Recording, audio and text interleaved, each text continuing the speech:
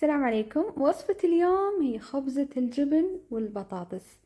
وصفة سهلة وبمكونات متوفرة. أول حاجة حنجيب بيضة، حنضيف عليها تقريبا ربع كوب حليب يكون دافي، حضيف عليها ملعقة كبيرة من الخميرة، وحضيف عليها كمان ملعقة كبيرة من السكر، وحخلطهم. حضيف عليها تقريبا 3 أكواب من الدقيق الأبيض،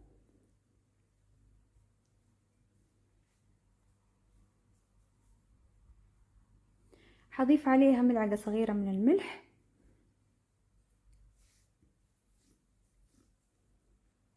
كمان حضيف عليها تقريبا ربع كوب من الزبدة المذابة.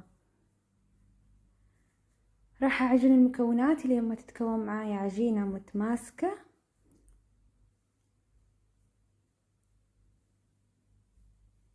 حغطيها اتركها تتخمر تقريبا لمدة ساعة.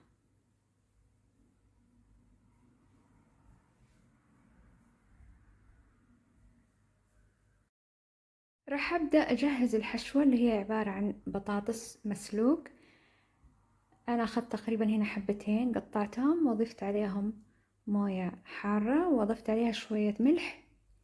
بعد ما انسلقت حأضيف عليها الملح والفلفل الأسود وثوم مطحون وبابريكا، ممكن أي بهارات انت تحبي تضيفيها تقدري تضيفيها، وحتهرسي المكونات كلها.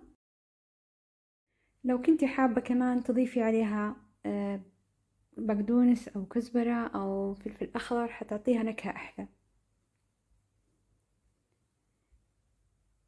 اتخمرت عندي الحين العجينة، راح أبدأ أقسمها قسمين. حبدأ أفرد كل واحدة لحالها،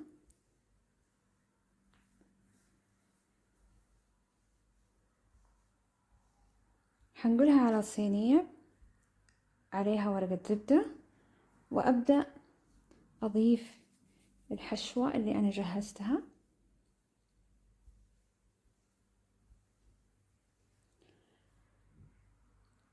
هضيف عليه أي نوع جبنة أنت تحبيه، أنا أحب أو أفضل الجبنة الرومية. حفرد كمان الجزء الثاني، وبعد كذا حغطي فيه الجزء الأول. خلاص بعد كذا قفلي الأطراف.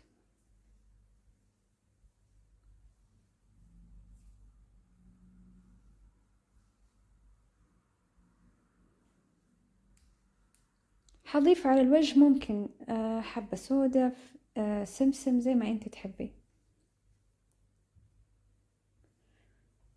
هغطيه شوي يرتاح لمدة تقريبا 10 دقايق. حدخله الفرن، حيكون بالشكل هذا.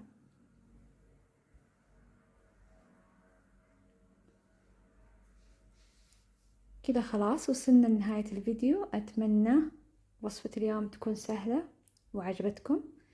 انتظروني بفيديو جديد، ومع السلامة.